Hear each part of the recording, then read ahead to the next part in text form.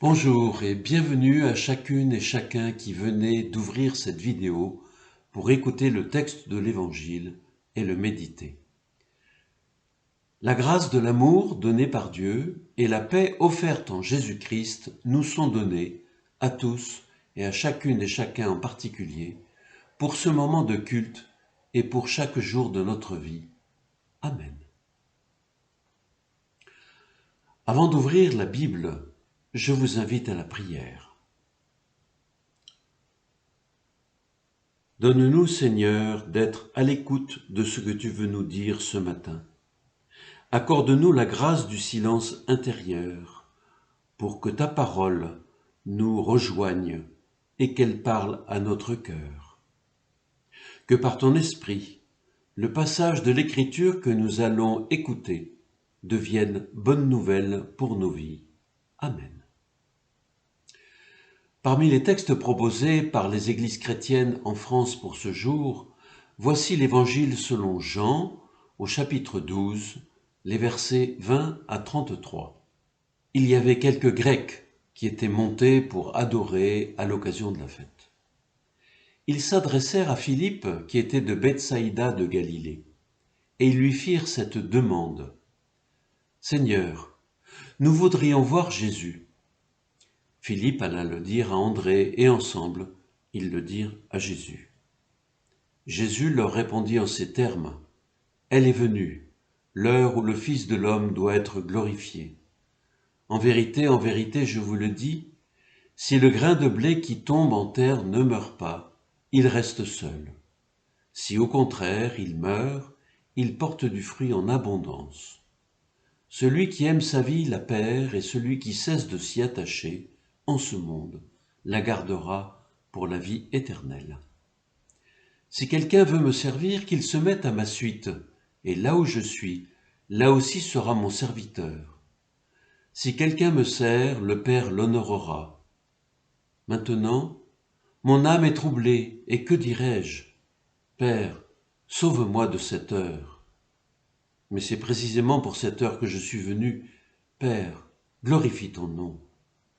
Alors, une voix vint du ciel. Je l'ai glorifié, je le glorifierai encore.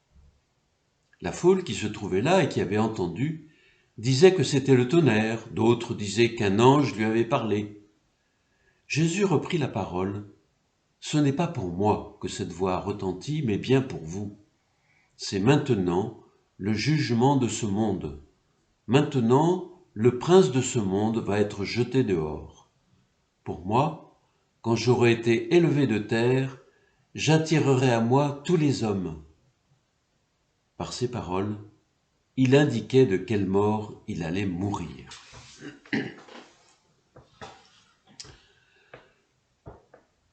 Nous sommes donc aujourd'hui au 5e dimanche de Carême, dernier dimanche avant la fête des Rameaux qui ouvre la semaine sainte, la Passion, avant la fête de Pâques.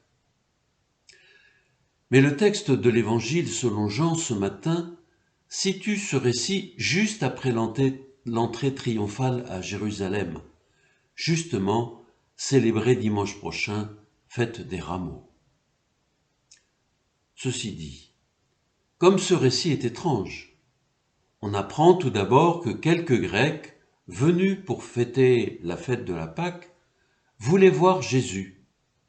Ces gens étrangers à la race juive étaient des sympathisants, voire des nouveaux convertis. Et ils s'adressent à Philippe. En effet, lui, avec André, sont les seuls disciples à porter un nom grec. Philippe et André vont ensemble porter la demande à Jésus. Et que répond Jésus? On ne sait pas s'il dit oui ou non. Il répond tout à fait autre chose. Elle est venue l'heure où le Fils de l'homme doit être glorifié. Quelle drôle de réponse! Et il ajoute, oui, je vous le dis, c'est la vérité, le grain tombé dans la terre doit mourir, sinon il reste seul. Mais s'il meurt, il donne beaucoup de grain. Pourquoi ces propos? Oui, comme tout cela est bien curieux. Et la suite, pour moi, aujourd'hui, est vraiment très bizarre. Peut-être pas pour vous. En tout cas, j'ai du mal à comprendre. Et d'ailleurs, que dois-je comprendre? Qu'est-ce que je peux retirer de ce texte pour moi, pour ma vie aujourd'hui? Alors, ce matin, j'ai envie de me pencher sur quelques mots, des mots du texte, pour essayer de comprendre. Et j'ai retenu 4 mots. Ce sont les mots suivants: heure, glorifier, mourir et suite. L'heure. Ce mot est répété 3 fois dans ce passage, mais on le retrouve 5 autres fois chez Jean. Il parle aussi de son temps. Il s'agit du moment où Jésus sera crucifié, l'heure de la croix. Jésus y pense à cet instant. C'est peut-être pour cela qu'il ne répond pas à la demande et qu'à partir de cette pensée, il va dire ce qu'il ressent. Comme c'est l'heure qui est là, celle de la mort sur la croix, ce qu'il dit revêt une importance plus forte. En effet, une personne qui voit sa mort approcher, ce qu'elle dit, cela relève en quelque sorte comme d'un testament. Il me faut donc être attentif à ce que Jésus dit. Et que dit-il? Que c'est l'heure où le Fils de l'homme doit être glorifié. Voilà donc un mot important dans ce moment. C'est le deuxième mot. Mais Jésus ne vient-il pas d'être porté au nu avec cette entrée triomphale à Jérusalem? N'est-ce pas cela, la gloire et être glorifié? Non, manifestement, ce n'est pas de cela dont il s'agit. D'ailleurs, nous connaissons la suite de l'histoire. Cette foule, qui l'a porté en triomphe, va se retourner contre lui et ne fera rien pour empêcher sa mort. La glorification est donc une autre réalité. Elle apparaît comme celle du terme de l'activité de Jésus, celle de la mort sur la croix. La fin de son activité terrestre, activité toute dévolue à l'attention aux autres, activité pleinement de service. D'ailleurs, ne l'avait-il pas dit lui-même? Le Fils de l'homme est venu non pour être servi, mais pour servir, et il ajoute, et donner sa vie. Alors cette glorification se réalise dans le don de soi, dans le don de sa vie, dans le moment de la croix. N'est-ce pas ainsi qu'il convient de comprendre la dernière phrase de ce passage, où il est question d'être élevé de terre? La croix sur laquelle il a été cloué a été érigée, mise debout, élevée de terre. Et c'est par la croix qu'il meurt. Mourir, troisième mot. Avec sa mort, c'est sa vie qu'il donne. Ainsi, il réalise cette autre parole qu'il dira un peu plus tard à ses disciples: il n'y a pas de plus grand amour que de donner sa vie pour ses amis. Alors je peux comprendre cette parole de la semence qui meurt. Oui, dit Jésus, je vous le dis, c'est la vérité. Le grain tombé dans la terre doit mourir, sinon il reste seul. Mais s'il meurt, il donne beaucoup de grain. Et Jésus ajoute: celui qui aime sa vie la perd, et celui qui cesse de s'y attacher la gardera pour la vie éternelle. On trouve cette même phrase sous la plume de Matthieu dans un autre contexte, après que Jésus ait dit: qui aime son père ou sa mère plus que moi n'est pas digne de moi. Et si je comprends bien, c'est une autre façon de dire une même réalité. Jésus parle de lui, il va accepter de mourir pour donner du fruit, il va perdre sa vie pour prouver son amour. Cet amour donné va devenir comme un aimant quand j'aurai été élevé de terre, c'est-à-dire quand je serai sur la croix, j'attirerai à moi tous les humains. Et Jean de préciser à la fin de notre passage, pour le cas où le lecteur ne comprenne pas, Par ces paroles, Jésus indiquait de quelle mort il allait mourir. C'est donc par amour pour nous, pour moi, qu'il a accepté de mourir pour nous attirer à lui et nous conduire dans l'amour de Dieu le Père. Ce faisant, de façon extraordinaire, il témoigne de l'amour de Dieu pour l'humain. Ainsi, Jésus montre, par son exemple, qu'il n'est pas celui qui aime sa vie, mais qu'il est celui qui cesse de s'y attacher et qu'il la donne. Il applique donc à lui-même ce qu'il dit, « Celui qui aime sa vie la perd, et celui qui cesse de s'y attacher en ce monde la gardera. » Et lorsqu'il a énoncé cela, il avait ajouté, souvenez-vous, « Si quelqu'un veut me servir, qu'il se mette à ma suite, et là où je suis, là aussi sera mon serviteur. » Suite, c'est le 4e mot. Cela me rappelle en écho les propos de Jésus de même sens, mais présentés de façon inversée, rapportés par Luc. Jésus commence par dire « Si quelqu'un veut venir à ma suite, qu'il se renie lui-même et prenne sa croix chaque jour, et qu'il me suive. » Puis il poursuit « En effet, qui veut sauver sa vie la perdra, mais qui perd sa vie à cause de moi la sauvera. » Ainsi, fort de cet éclairage, il me semble que l'on ne peut pas détacher ces deux phrases. En effet, je vois que servir et suivre sont deux mouvements qui vont ensemble et que tout cela constitue en quelque sorte un appel qui m'est destiné. Mais à quoi suis-je appelé? Pour suivre Jésus? Pourquoi le suivre? Souvenons-nous, Dieu aime. Il aime chacun d'entre nous, fortement. Par ses prophètes, il nous a fait dire qu'il nous a aimés le premier, depuis toujours. Dieu nous aime tant qu'il a donné son Fils.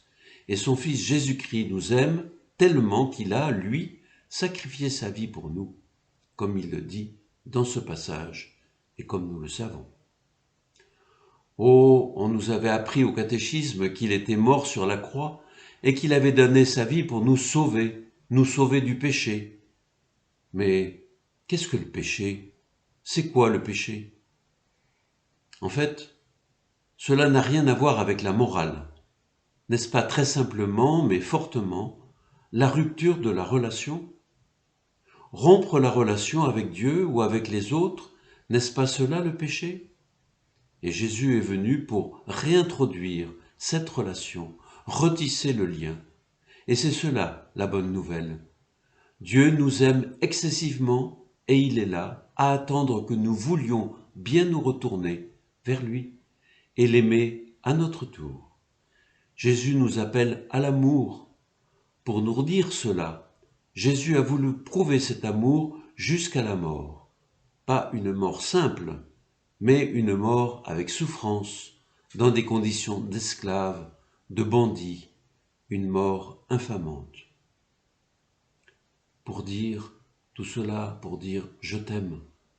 C'est ce qu'il a essayé de faire comprendre à la veille de sa mort, en disant à ses disciples « Il n'y a pas de plus grand amour que de donner sa vie pour ses amis ». Nous sommes donc appelés à suivre Jésus, c'est-à-dire à aimer. Aimer Dieu et aimer nos sœurs et frères en humanité, c'est-à-dire à être à leur service, sans crainte, avec la grâce de Dieu. Nous sommes appelés à la vie éternelle, comme le dit notre texte, c'est-à-dire au royaume, ici et maintenant. C'est donc maintenant l'heure de le faire, de répondre à l'appel à le suivre pour la gloire de Dieu. C'est maintenant l'heure de mourir à notre égoïsme pour suivre Jésus sur le chemin de l'amour et du don de soi. Saurons-nous répondre comme Samuel, « Seigneur, me voici » Amen. Et maintenant, quelques annonces. Ce dimanche 21 mars à 16 h sur France Culture, conférence du Carême protestant de Samuel Amédro, pasteur à Paris, paroisse du Saint-Esprit, sur le thème « Les 7 défis capitaux de la culture web pour nos églises » ou comment dire l'Évangile dans un monde numérique. La rediffusion se fera le lundi suivant à 21h30 sur Fréquence Protestante et on a la possibilité de réécouter les précédentes conférences en podcast. Tout est indiqué sur le site paroissial de la paroisse. Mardi 23, distribution alimentaire par l'entraide, remise de colis aux bénéficiaires le mardi après-midi, salle de l'Épi. Reprise du tri pour la brocante de 9h à 17h à Brûle-Foin. Dimanche prochain, 28, culte des rameaux à 10h30 au Temple du Saint-Esprit. Ce culte est préparé par les monitrices. Et lors de ce culte, un compte vidéo à découvrir et des intentions de prière récoltées lors des derniers cultes est offerte comme un bouquet à tous les paroissiens présents. Jeudi saint, 1er mars, culte par téléphone pour un accès à tous, mais rien au temple. Les instructions seront précisées dans les jours à venir. Vendredi saint 2 mars, lecture de la Passion à 12h15 à l'église Saint-Martin des Chaprais. Dimanche de Pâques 4 avril, à 7h30, célébration de l'aube pascale, place de la Révolution, à 10h30, culte au temple du Saint-Esprit. Et maintenant, je vous invite à la prière d'intercession. Seigneur, nous te prions pour les personnes qui sont dans le dénuement, dans la pauvreté. Nous te prions pour les sans-abri, pour les migrants. Apprends-nous à savoir donner, apprends-nous à partager. Seigneur, nous te prions pour ceux qui souffrent dans leur corps ou dans leur cœur, pour ceux qui sont blessés, pour ceux qui sont en colère, pour ceux qui sont malades, pour ceux qui sont dans le deuil. Dans notre cœur, nous te citons telle ou telle personne que nous connaissons.